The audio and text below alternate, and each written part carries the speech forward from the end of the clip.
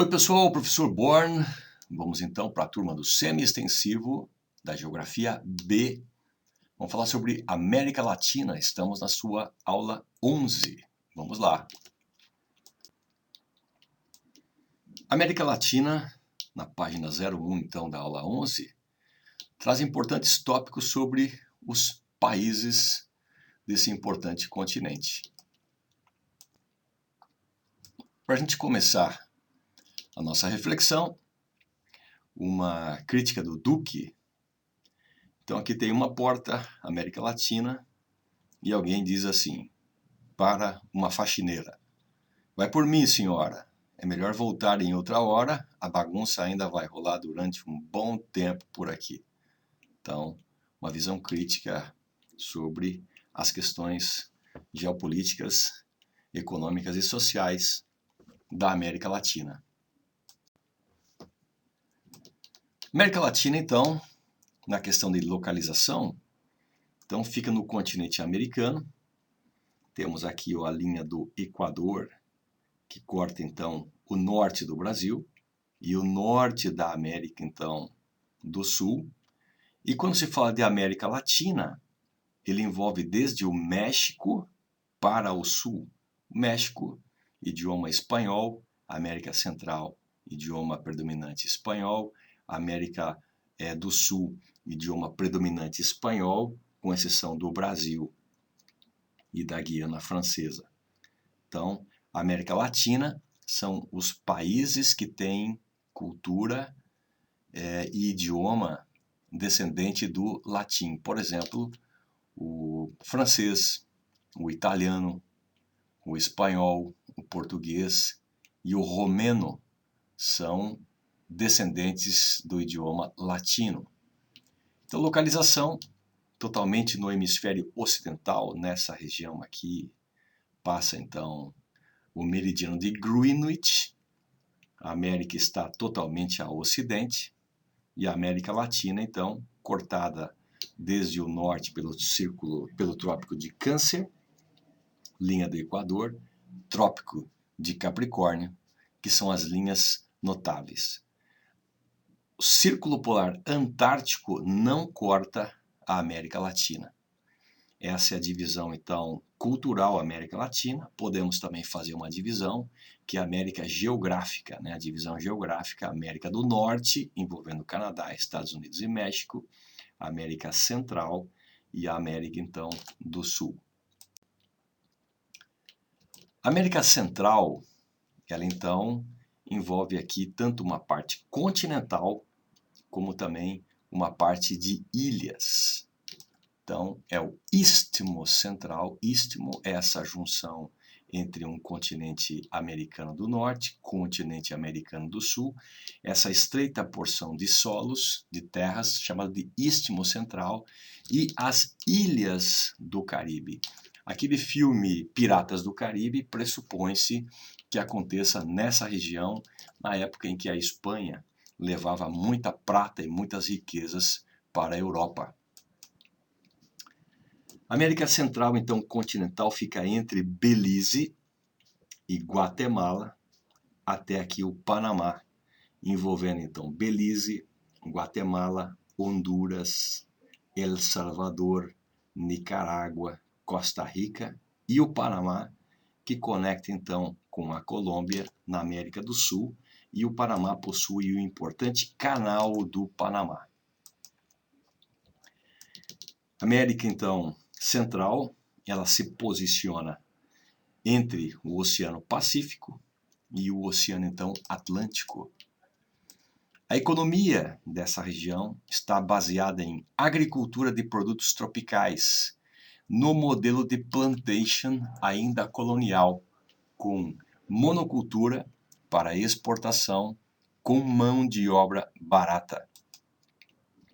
Destaque dessa produção agrícola é da cana-de-açúcar, café, banana, cacau e abacaxi, todos mão de obra com baixo valor agregado. Remunera-se muito pouco a população para desenvolver tais funções. População com baixo recurso financeiro, não tem grande potencial de consumo, não tem potencialidade de investimentos em indústrias de porte nessas regiões, portanto, região pobre.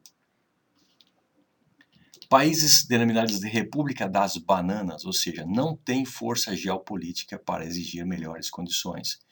Pobreza e subdesenvolvimento, instabilidade política e intervenção política dos Estados Unidos nos desígnios das eleições e política desses países que buscam favorecer, então, a economia norte-americana.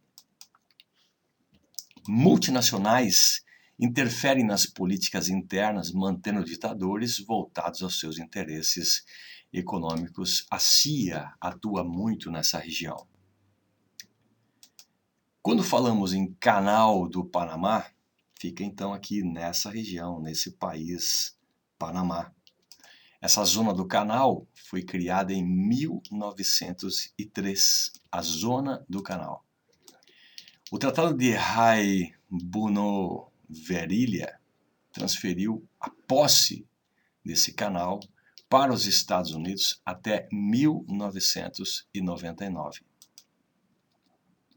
Essa faixa de 32 quilômetros de largura por 82 quilômetros de comprimento faz a travessia então segura entre o Oceano então Pacífico e bem nessa parte estreita aqui entre o Oceano Atlântico.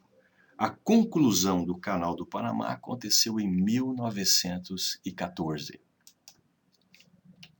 O tratado assinado prevê que, em caso de guerra, os Estados Unidos podem intervir no fluxo do canal. Para fazer uma travessia do Pacífico ao Atlântico ou do Atlântico ao Pacífico, em média de 16 a 20 horas, e essa travessia tem um custo de $28 mil, muito mais em conta do que fazer a travessia pelo sul do continente americano. Essa estrutura é justamente para fazer carga e descarga dos navios que encostam no porto. E essa estrutura pertence ao Porto de Mariel, construído pelo Brasil e Cuba, na ilha cubana. O Porto de Mariel tem essa estrutura aqui. Aqui, então, são aqueles guindastes que fazem aqui a carga e descarga. Temos um navio aqui, nesse berço. Temos um outro berço aqui, mais um outro berço. São vários berços de atracagem de navios. Então, os containers são rapidamente colocados ou retirados com, então, esse sistema de escoamento de produção. Temos mais um navio chegando. Esse aqui, então, é o Porto de Mariel, construído pelo Brasil na ilha cubana. Esse Porto de Mariel teve um investimento do Brasil de quase $1 bilhão, 957 milhões de dólares, com parceria com Cuba. Na parte norte da ilha cubana, então existe aqui uma entrada segura, onde os navios fazem o taxiamento, e aqui nós temos então o canal do Porto de Mariel, onde então aqui existem os berços de carga e descarga. Porto de Mariel fica localizado então aqui ao norte da ilha cubana. Essa área portuária é o Porto de Santos, em São Paulo, que é o maior porto da América Latina e opera com 3,4 milhões de containers. O Brasil, ao construir o Porto de Mariel, esse foi o maior porto da América Central, o maior porto da região caribenha, e opera com 3 milhões de containers. Essa infraestrutura de containers permite carga rápida e descarga também de forma bastante segura.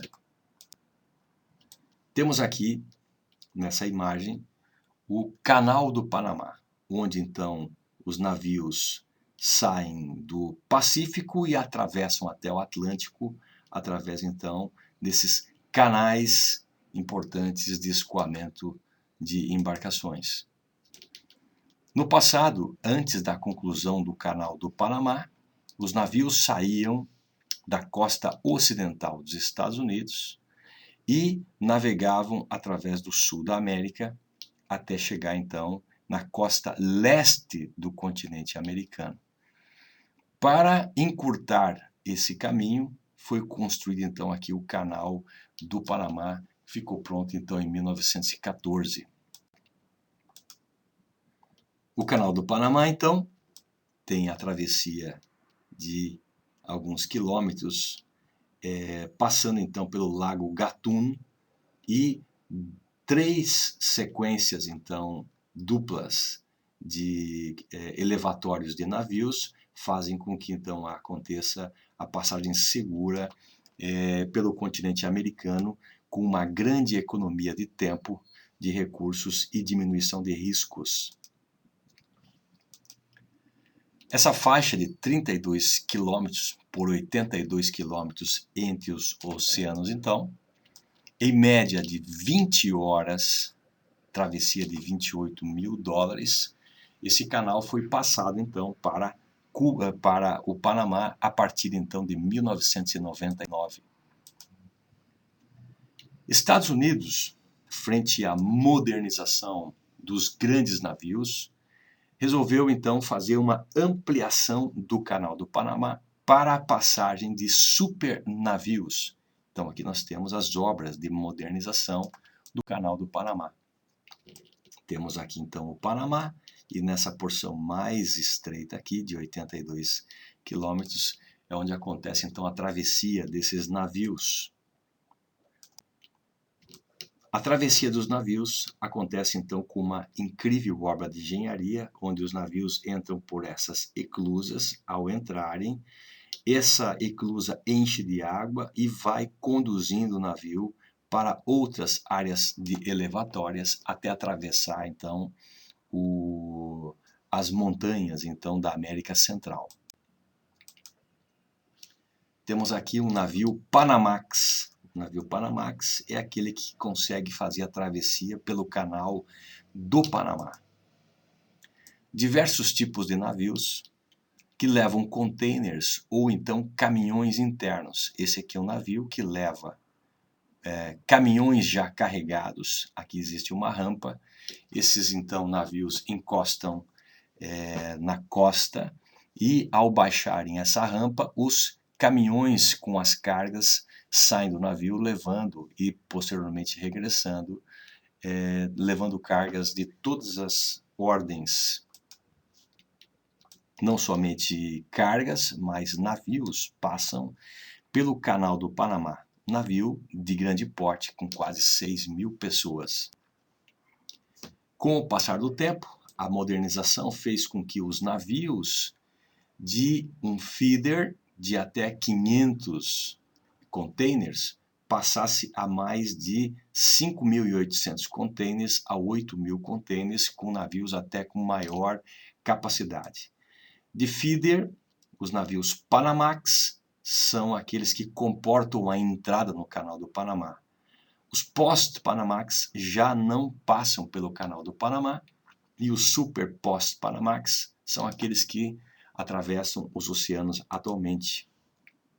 Aqui nós temos um exemplo de um Super Post-Panamax, grandes navios que singram os oceanos levando cargas e comércio para o planeta inteiro. Aqui nós temos então um navio Super Post-Panamax da China. Então os navios que não conseguem atravessar pelo Canal do Panamá, eles então passam pelo sul do continente americano. Essa imagem mostra durante a época em que Estados Unidos e Europa eram as grandes vedetes da economia internacional, fazendo trânsito por essa região aqui e, por alguns momentos, as cargas então que atravessavam da América pelo Canal do Panamá em direção à Europa ou da Europa para a China e Japão através do Canal do Panamá, os navios cada vez mais poderosos acabam então não mais tendo condições de fazer a travessia. Mas em 2016, Estados Unidos então faz a modernização do Canal do Panamá para poder passar então navios pós-Panamax. Essa é a melhor representação da geopolítica econômica internacional. Aqui nós conseguimos ter a visão da China, do Japão, da Indonésia, da Índia, Austrália, Nova Zelândia, o continente americano, também continente europeu, de grande dinamicidade econômica. Os navios, então, que atravessavam aqui pelo Canal do Panamá, com o passar do tempo, não conseguem mais fazer as travessias devido às ampliações das tecnologias, tendo que passar aqui pelo sul do continente. Quando os Estados Unidos criou o projeto de modernização do Canal do Panamá, o Brasil ficou atento a essa realidade e começou então a construir na ilha de Cuba uma das maiores áreas portuárias da América Central, das ilhas do Caribe, alicerçando então a ilha cubana com área de ultra profundidade que cabe qualquer navio no Porto de Mariel a um custo de quase $1 bilhão, proporcionando acesso ao Brasil, às ilhas do Caribe, acesso ao turismo às ilhas do Caribe, o que essa obra então ficou concluída em 2014. Ao repararmos, a ilha cubana, ela é a área portuária central da economia do planeta. Os navios, ao invés de encostarem nos Estados Unidos, tanto na costa ocidental como na oriental, ao invés de pagarem elevados impostos, são favorecidos com menores impostos nas ilhas da América Central, no maior porto da América Central, parceiro da China, parceiro da Indonésia, parceiro da Índia. A ilha da América Central, a ilha de Cuba, ela então oferece excelentes condições de impostos para a atração naval. Devido a esse motivo, Estados Unidos, ao invés de baixar as barreiras protecionistas contra Cuba, o presidente, então, Barack Obama, que fez uma aproximação econômica com Cuba, após o seu mandato, teve, então, essas barreiras de trancamento de economia internacional pelo governo, então, Trump, aumentadas. Ou seja, a ilha cubana não consegue receber áreas de cargas de grandes navios devido ao bloqueio econômico dos Estados Unidos. A Nicarágua, temos aqui então o Canal do Panamá. A Nicarágua está recebendo projetos da China para a construção então de um canal alternativo ao Canal do Panamá. Então nós temos aqui o Canal do Panamá e aqui na Nicarágua existe então aqui possibilidade de travessia de cargas então com obras feitas pela China e também com parceria com a Rússia de 99 anos de exploração por parte dos construtores para a travessia de cargas pela Nicarágua. Construção de canal alternativo interoceânico pela empresa HKND da China. A exploração será então de 100 anos, 99 anos. 278 quilômetros de extensão, 520 metros e faixa por 30 de profundidade. O custo dessa obra, então, está orçado em cerca de 40 bilhões de dólares e a Rússia tem um interesse, então, de também fazer parceria econômica na construção desse canal, dessa importante obra, que vai dinamizar a economia da Nicarágua. Então, aqui nós temos o projeto de travessia, então, através de eclusas pela Nicarágua. A construção do canal alternativo, então, pela empresa HKND.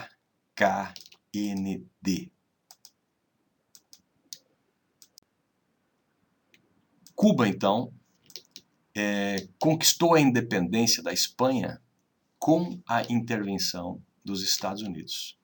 Os Estados Unidos exigiu uma área perpétua dentro da ilha cubana, que foi então a base de Guantánamo, no sudeste do país. Fidel Castro derrubou o ditador Fulgêncio Batista, que tinha apoio americano, no ano de 1959. Fidel Castro, então, ao assumir o controle do país com o apoio populacional, rompeu com os Estados Unidos em 1961, no governo então de Fitzgerald Kennedy. Aconteceu a crise dos mísseis em 1962, quando voos americanos por cima de Cuba identificaram a instalação por parte do governo soviético de mísseis que estavam voltados então para Washington. Estados Unidos então cerca a ilha cubana e quase acontece um conflito direto entre as maiores potências nucleares, Estados Unidos e a União Soviética. Essa foi a crise dos mísseis de 1962. A União Soviética faz então parceria com Cuba, um acordo de não invasão dos Estados Unidos na ilha cubana, um acordo de retirada dos mísseis nucleares, e então a União Soviética se tornou o maior parceiro comercial então na Guerra Fria da ilha cubana. O governo Obama faz então políticas de aproximação com Cuba em prol do fim do bloqueio continental estabelecido desde 1962. Em 2016, reatou-se algumas relações comerciais com Cuba.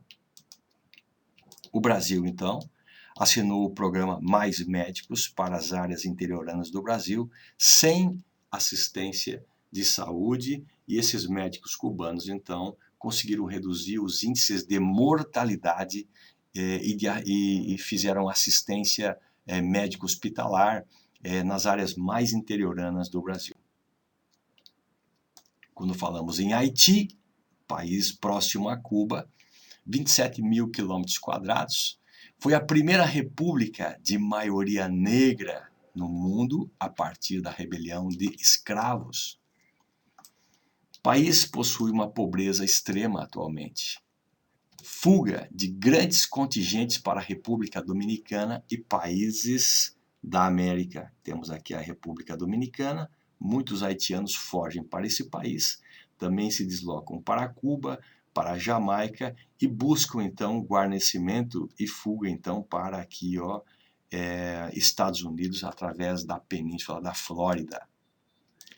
Cresce conflitos no país com a eleição de Jean Bertrand Aristide contra as milícias armadas no país, isso causando uma guerra civil lá em 2004, que aconteceu então uma interferência da ONU para a pacificação do país.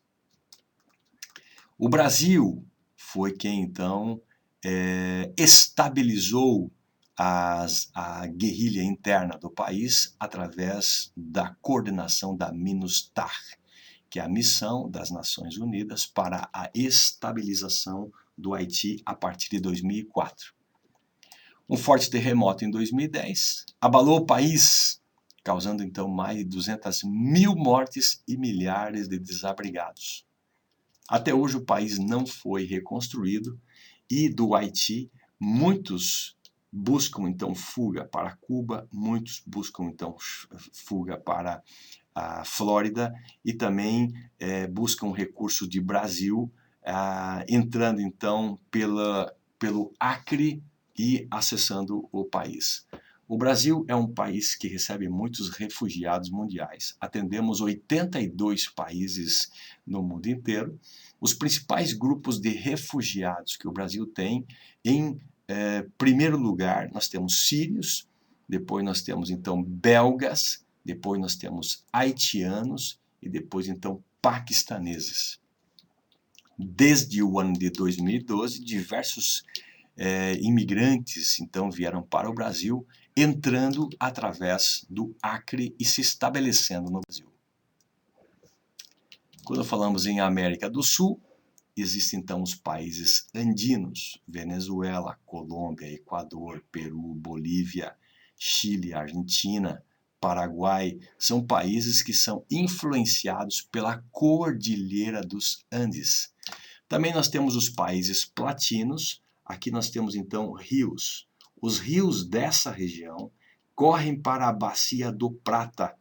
Por isso então países platinos. A Argentina, o Paraguai e o Uruguai são países então platinos. O Brasil é um país então que tem um status diferenciado dentro dessa região. Temos também uma subdivisão das Guianas. Então, a América do Sul pode ser dividido em Guianas, países então andinos, países platinos e o Brasil. Bacias hidrográficas divisórias. Existe a bacia platina, que é então aqui a bacia dos rios Paraguai, que corre nessa direção, o rio Paraná, que corre nessa direção, e o rio Uruguai, que nasce entre Santa Catarina e Rio Grande do Sul, que corre então para a bacia do Rio da Prata. Existe a bacia do rio Orinoco, que está lá na Venezuela, representada nessa versão aqui, nasce então lá na região norte do Brasil, corre então para a Venezuela, a bacia do rio Orinoco, bacia platina, e a bacia então amazônica, formada por milhares de rios que drenam as águas da Venezuela, da Colômbia, do Equador, do Peru, da Bolívia e do Brasil para um rio principal, que é o rio Amazonas, desaguando então no Oceano Atlântico. Nesse exemplo, temos então aqui o rio Paraguai, que corre então dentro do Paraguai, mas nasce no Brasil. Temos aqui o rio Paraná, que corre dentro da Argentina, mas nasce no Brasil. E aqui nós temos Santa Catarina com o rio Uruguai, que nasce entre Santa Catarina e Rio Grande do Sul, mas corre então para o Uruguai. A junção desses três rios aqui no Rio da Prata forma então a Bacia Platina. Uma bela imagem mostrando uma animação de como correm os rios do Brasil. Então nós temos aqui os rios da vertente do Amazonas. Nós temos aqui o rio Paraguai, que corre lá para o Rio da Prata. Temos aqui o rio Uruguai, que corre para o Rio da Prata. E temos então o rio Paraná, que surge lá na região de Minas Gerais e também corre para o Rio da Prata. Temos aqui o rio São Francisco, de grande relevância para o Brasil, que drena as águas do centro do Brasil para então o litoral atlântico. Quando falamos em países andinos, os países então aqui com influência dos Andes, população complexa, com diversas etnias indígenas, negras, brancas e descendentes de japoneses e entre outros povos. Os países andinos têm uma complexa formação étnica. Descendentes de espanhóis foram culturalmente as classes mais abastadas e ainda dominam as atividades econômicas e políticas frente às exigências indígenas, negras e de descendentes também de estrangeiros de participação política. População chilena, temos aqui no Chile, predomina a descendência de espanhóis, mas com larga presença também de alemães, italianos, suíços, franceses, entre outros, que controlam também as atividades econômicas e políticas do país.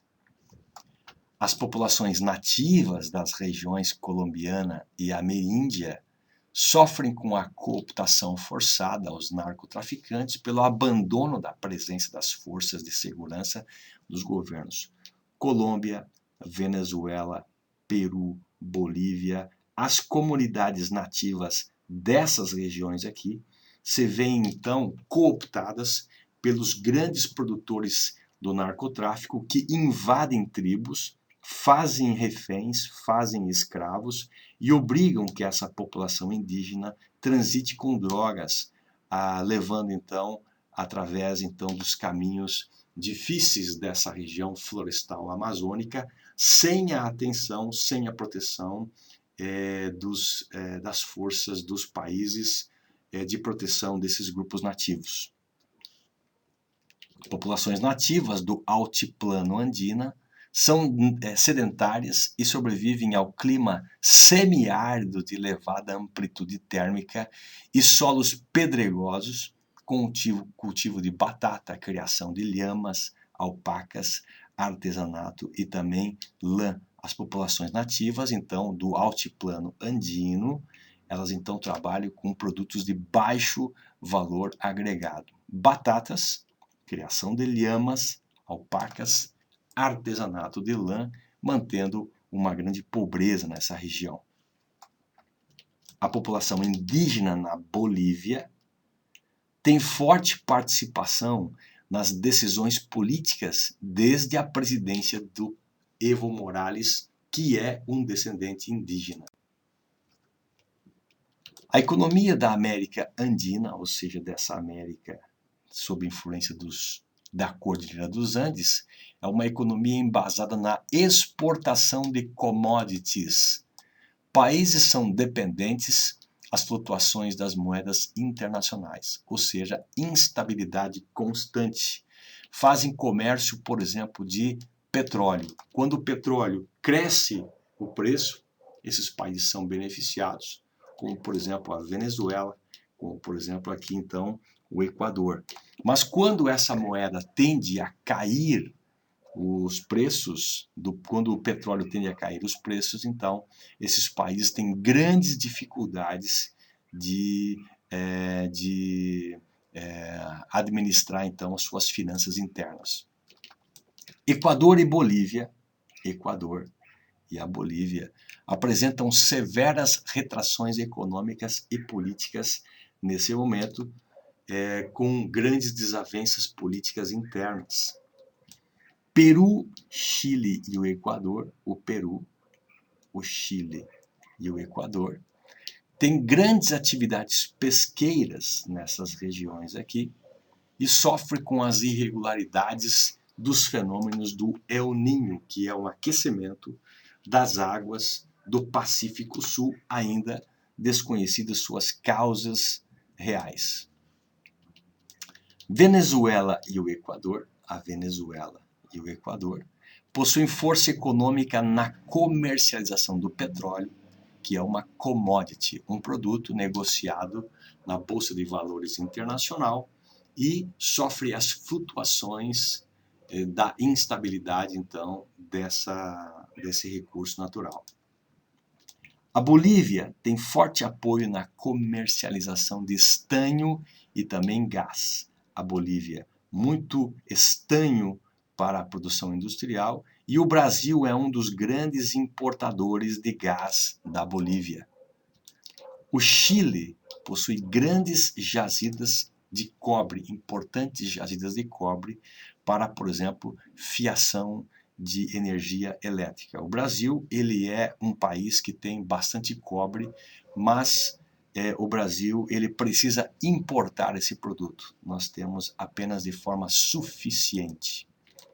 Chile e Peru exportam guano, que são nitratos. O Chile e o Peru têm aqui nessas regiões centenas e centenas de ilhas que possuem, então, muitos pássaros que produzem muito guano, que é grande parte dele comprado para fertilização das terras dos Estados Unidos para a produção agrícola.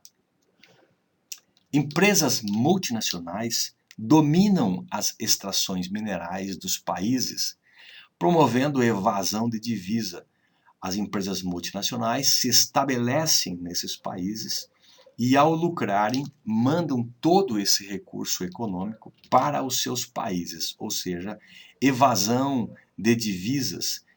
Também são favorecidos pela isenção de impostos, baixa remuneração dos trabalhadores e promovem a pobreza local com apoio de governos corruptos que se beneficiam com esse modelo. As empresas multinacionais, ao se estabelecerem nesses países e terem isenção de impostos, quando os países necessitam fazer investimentos internos, não possuem recursos, precisando a partir daí, então, aumentar impostos de sua própria população, que não tem recursos suficientes por receber baixos salários. A agropecuária ainda permanece na maior parte das regiões antiquada, com exceção das áreas do Chile, Bolívia e Venezuela, Chile e Bolívia, que se utilizam de mecanização para a agricultura e exportação de alguns produtos como soja. A agricultura predominante é de subsistência nessas regiões, como milho, para próprio cultivo interno e subsistência interna, batata e quinoa. A batata não tem grande preço no mercado internacional e também nem grande procura.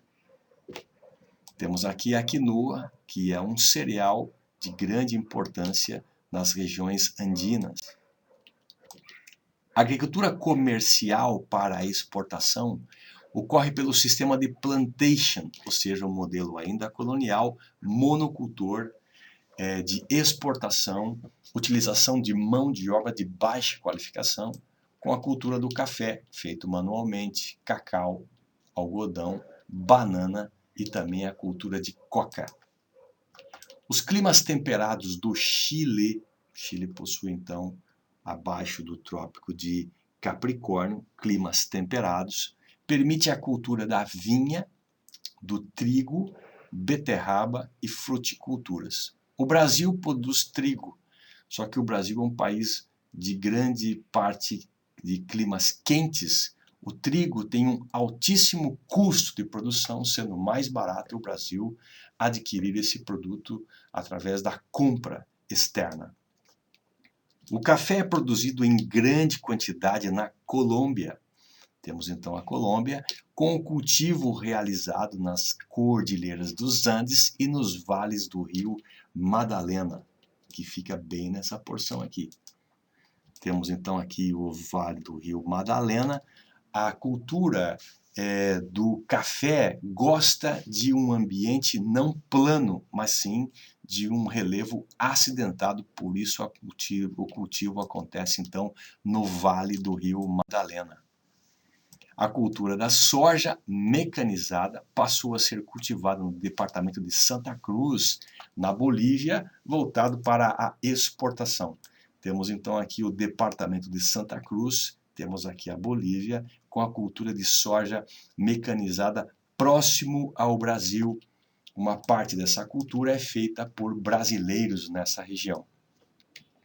Na Bolívia, as áreas destinadas à agricultura são os vales e as chamadas yungas. Yungas são as estradas muito perigosas que acontecem, então, nessa região das parte central, então, da Bolívia. Temos, então, aqui a região de yungas, com vales e estradas realmente bastante de difícil acesso. Então, são as estradas mais perigosas do mundo. Então, nós temos aqui engarrafamentos nessas regiões e as estradas, então, têm uma pequena área de mobilização. Em 1999, o presidente Hugo Chávez foi eleito como presidente da Venezuela, no norte, então, da América do Sul, fronteira com o Brasil, aqui com o Roraima. E implantou mudanças radicais na economia e na sociedade, nacionalizando o petróleo e fazendo fortes investimentos internos no país, conquistando o apoio da maioria da população. Hugo Chávez defendia a unificação dos países da América do Sul e a criação de um bloco econômico para fazer frente à União Europeia e o bloco norte-americano de livre comércio. Chávez apoiou a nuclearização energética do Irã. O Brasil é um país que tem energia nuclear e Chávez apoiou que o Irã pudesse, então, com o presidente na época Ahmadinejad, então, criasse energia nuclear para fins energéticos e não para fins bélicos. E quebrou a barreira continental imposta pelos Estados Unidos em Cuba, ajudando Cuba, fornecendo bastante petróleo para aquele país, reduzindo drasticamente o analfabetismo no país, se utilizando de commodities do petróleo para poder investir internamente no país. Após o falecimento de Chávez em 2013, Nicolás Maduro, seu filho político, assumiu a presidência e segue a mesma política de Chávez. A queda do preço do barril de petróleo internacional desde o surgimento do Estado Islâmico, o ISIS, no Oriente Médio, entre Síria e o Iraque, derrubou a economia da Venezuela, Equador e demais países embasados em commodities. A Petrobras, nessa época, sofreu bastante devido à queda do preço do barril de petróleo de $140 para $30, atingindo também a Texaco, a Exxon, a Shell, a British Petroleum e todas as demais produtoras de petróleo mundial. A Colômbia é um país da América do Sul banhado pelo Oceano Pacífico e Atlântico. Então, é um país que tem 2 oceanos. Influenciado pela Cordilheira dos Andes, que corta então esse país, pelos litorais oceânicos e pela planície amazônica, então ele tem uma grande versatilidade de saídas e movimentação dentro do continente. Grupos revolucionários da FARC, Forças Armadas Revolucionárias Colombianas, e do Exército de Libertação Nacional surgiram então na década de 60 com o apoio da União Soviética durante a chamada Guerra Fria. O país foi dominado pelo narcotráfico, controlados por cartéis que exportam drogas e principalmente a cocaína para diversos países do mundo. O maior consumidor de cocaína são os Estados Unidos e também de anfetaminas.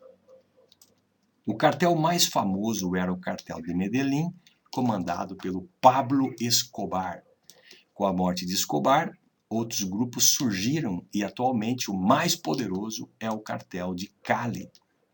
Em 2016 foi negociada a paz com a FARC, que tenta então disputar a política sem o uso de um braço armado. Forças Armadas Revolucionárias Colombianas, cerca de 1/3 do país é dominado pela FARC e não se sabe no país quem são os apoiadores e quem são os aversos à FARC. Com o aumento da fiscalização de químicos no país, parte dos traficantes mudaram-se para a Bolívia. A Colômbia, grande produtora de cocaína, teve uma fiscalização muito grande na venda e comércio de químicos no país, então os grandes traficantes acabaram voltando-se e implantando na Bolívia a purificação, plantio, comercialização de cocaína, por exemplo. Então, o país, atravessador, com o apoio de alguns políticos que buscam aparelhar fazendas e demais áreas para o pouso de aviões, helicópteros, ou seja, da Bolívia para que os produtos cheguem até a Europa, passam por dentro do Brasil. E vários políticos no Brasil atualmente, então, constroem aeroportos para recepção de helicópteros com cocaína, aviões, políticos abrem áreas portuárias sem fiscalização para poder então fazer o comércio de drogas.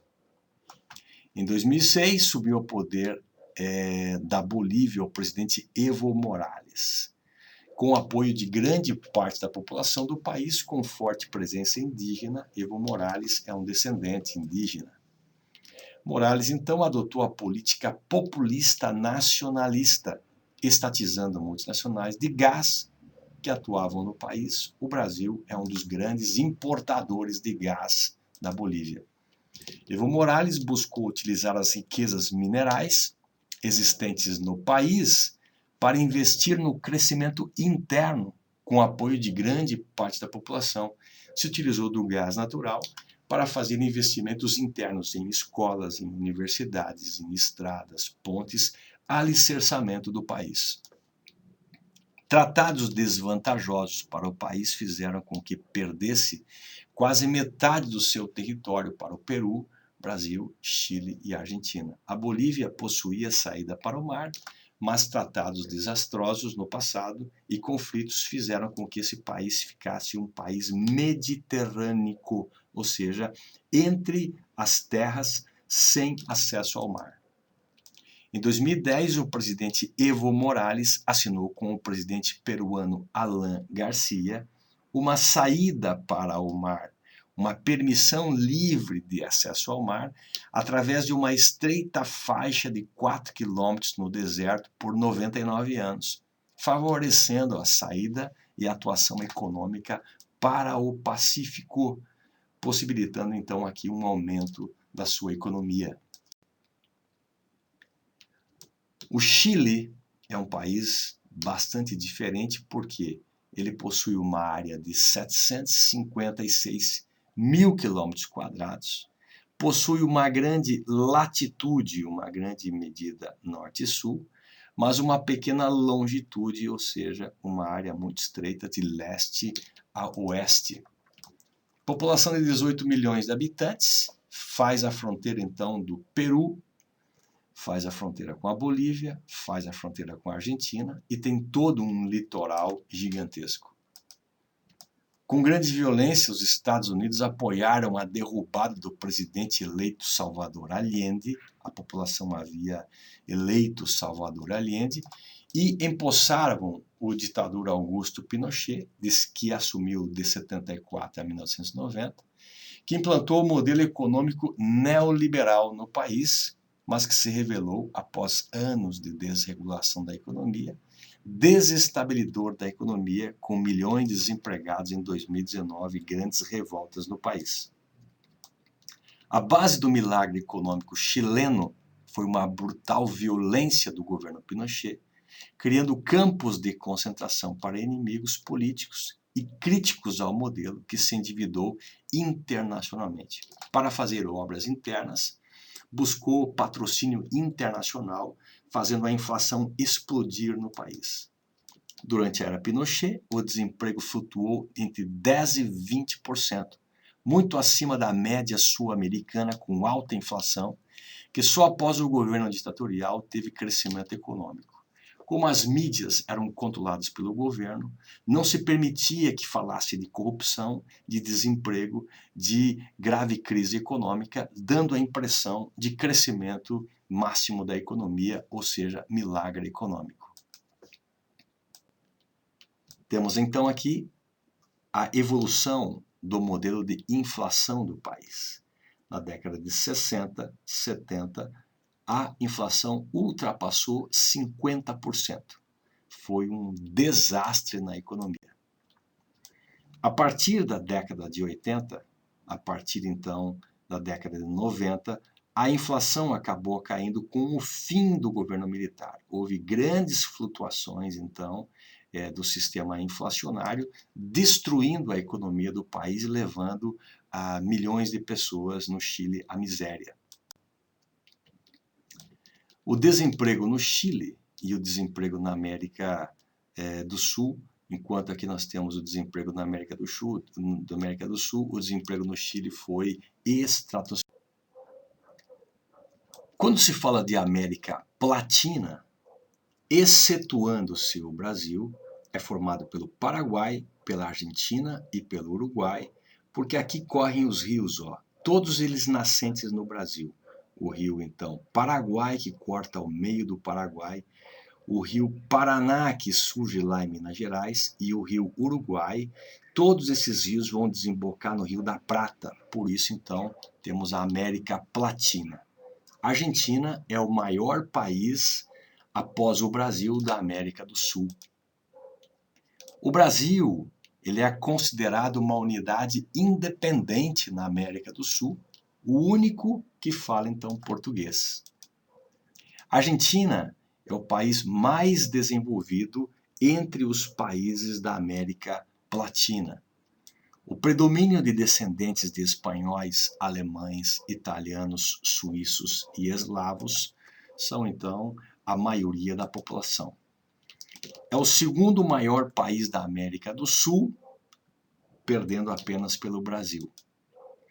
Esse país tem uma grande latitude e uma longitude bastante estreita. O Brasil se diferencia sendo um país de grande latitude e de grande longitude. Forte dependência de capitais estrangeiros, o desemprego estrutural, através então da introdução de tecnologia, faz com que haja então o desaparecimento de diversos postos de trabalho.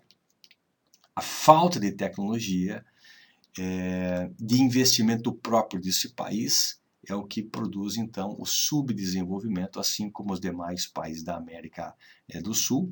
Forte endividamento externo, má distribuição de terras, completam, então, o cenário da Argentina. Durante o governo do general Galtieri, ainda na década de 80, em 1932, a Argentina decidiu atacar as Ilhas Malvinas. Temos aqui a Argentina e as Ilhas Malvinas. Uma crise imensa dentro dos governos militares estava fazendo com que a população se revoltasse e a população iria derrubar os militares. O general Galtieri decidiu chamar a atenção para um fator externo, querendo recuperar as Ilhas Malvinas, que estavam sob o poder da Inglaterra desde 1833. A crise das Malvinas levou Margaret Thatcher, a premier do Reino Unido, a enviar forças para recuperar as ilhas do Atlântico Sul.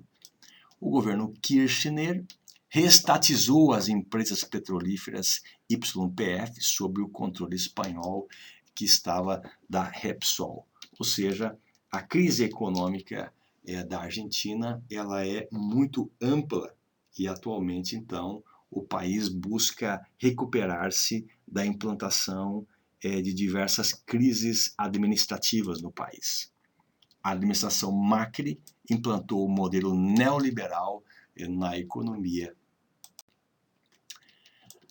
Quando falamos em Uruguai, é um pequeno país da América do Sul com uma área de apenas 176 mil quilômetros quadrados, uma população de 3 milhões de habitantes, mas o IDH ele é muito elevado, 0,808, enquanto o Brasil é 0,7. A população do Uruguai é formada predominantemente por descendentes de europeus. Nos anos 50, chamada de Suíça latino-americana por sua estabilidade econômica. Só que o aumento da longevidade da população e as instabilidades da década de 60, com governos militares e investimentos onerosos ao país, provocou grave crise econômica no Uruguai. Os movimentos revolucionários, como os Tupamaros, insuflaram revoltas no país e a instabilidade levou ao golpe militar apoiado pela CIA, assim como ocorreu no Brasil, Argentina, Chile e também no Paraguai. Após os anos 80 é que a economia do Uruguai começou a dar índices de crescimento. As exportações do país são centradas na lã, couro, carne, trigo e arroz, produtos de baixo valor agregado. Em Montevidéu, capital, se concentram as indústrias têxteis e alimentícias. O turismo move a economia do país com destaque para as cidades de Punta del Este. Quando falamos de Paraguai, percebemos que é um país que não possui litoral, assim como a Bolívia. Todos os demais países da América do Sul possuem litoral. Então, um pequeno país da América do Sul sem litoral, com população formada por maioria indígena e mestiços, com crescimento vegetativo de 3%. O Brasil tem crescimento vegetativo muito baixo, abaixo de 2,1%, que é a taxa de reposição populacional. Impostos baixos motivam a atração de empresas estrangeiras para esse país. Muitos brasileiros passaram a investir no Paraguai devido aos estímulos fiscais. As empresas pagam de imposto apenas 1% do que exportam. Embora o salário mensal seja maior do que o Brasil, A mão de obra barata incorre em encargos trabalhistas menores para os empresários, 60% no Paraguai, em relação a 110% no Brasil. O Paraguai está sendo chamado de China da América do Sul, ou seja, incentivos fiscais enormes para que empresas migrem para o país, só que com pagamento baixo de impostos, o país não tem recursos para fazer investimentos internos, a não ser aumentar os impostos da própria população. A lei de Maquila do Paraguai foi criada para atrair empresas exportadoras. O país então importa máquinas, não produz máquinas, e também matérias-primas, não produz matérias-primas, confeccionando e montando os produtos do país com mão de obra paraguaia, exportam a baixos custos. O ganho para o Paraguai é o aumento do emprego e da renda interna. Em 2015, o Paraguai apresentava 26% da população abaixo da linha de pobreza. O Brasil, apenas 8,7%. O Brasil cobra mais impostos e consegue fazer remodelações, não fosse então os desvios e falcatruas.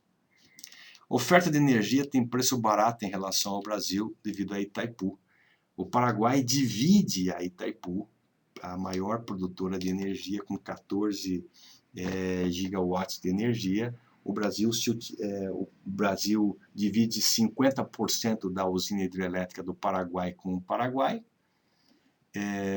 de Itaipu com o Paraguai, só que o Paraguai só utiliza 5% da energia, ou seja, a oferta de energia é muito barata no Paraguai. O Paraguai tem acesso para o mar, por tratado com o Brasil de uso do porto de Paranaguá. Então o Paraguai consegue chegar até o Paraná e se utilizar do porto de Paranaguá para ter acesso ao mar. A criação de gado ocorre na região do Chaco Ocidental, nessa porção aqui do Chaco Ocidental, que é uma área pantanosa. Além disso, se faz extração de madeiras, do quebracho, que é uma madeira de grande resistência, também fazem cultivo de soja, algodão e menta. Nesse capítulo, analisamos então alguns aspectos importantes da América Latina, da sua apostila 6B, da aula 11. Ótimos estudos para vocês e até a nossa próxima aula.